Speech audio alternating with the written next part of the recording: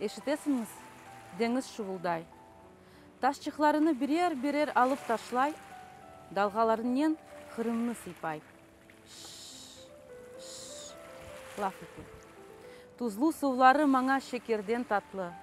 Soğuk suları manga ateşten sıcak. Kara denizim, ne kadar güneşler battı, ne kadar güneşler senin suvundan çıktı. Nasıl Dülber bak.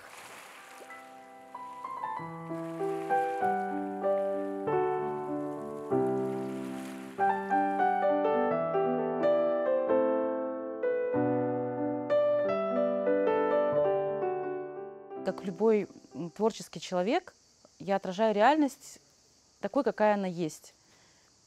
Грустной, трагической, иногда радостной, иногда прекрасной, иногда божественной, иногда удручающей. Но сейчас, наверное, пишется особенно яростно и злостно. Не знаю, как объяснить. Сейчас другие чувства, сейчас на первый план выходит вот какой-то внутренняя отвага.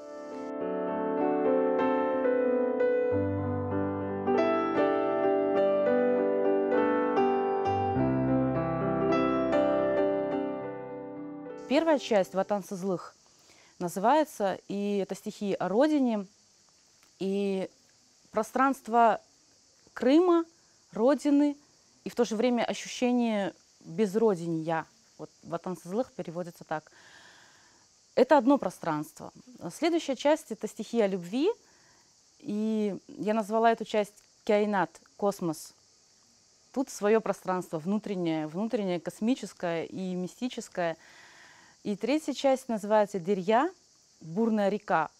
Символизирует собой жизнь, философию жизни, и стихи о творчестве, о жизни.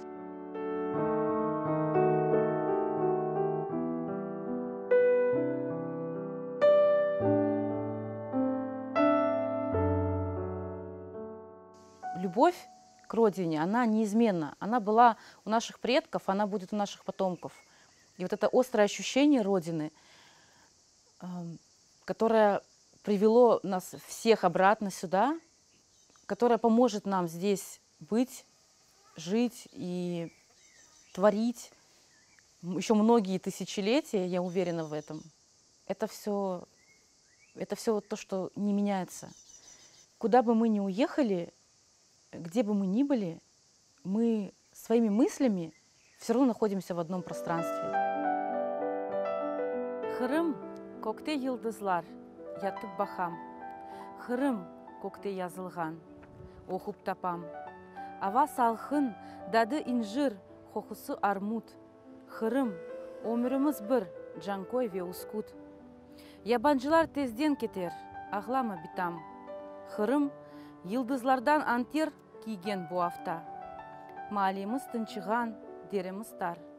Хырым, сені sevgen insan, tek Хырым татар.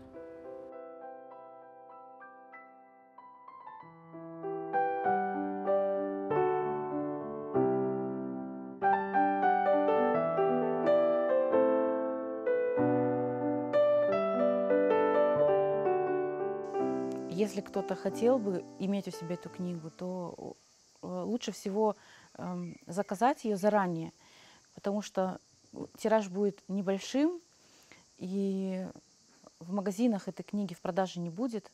Будет она вот только для тех, кто действительно ее хочет. Что осталось тебе?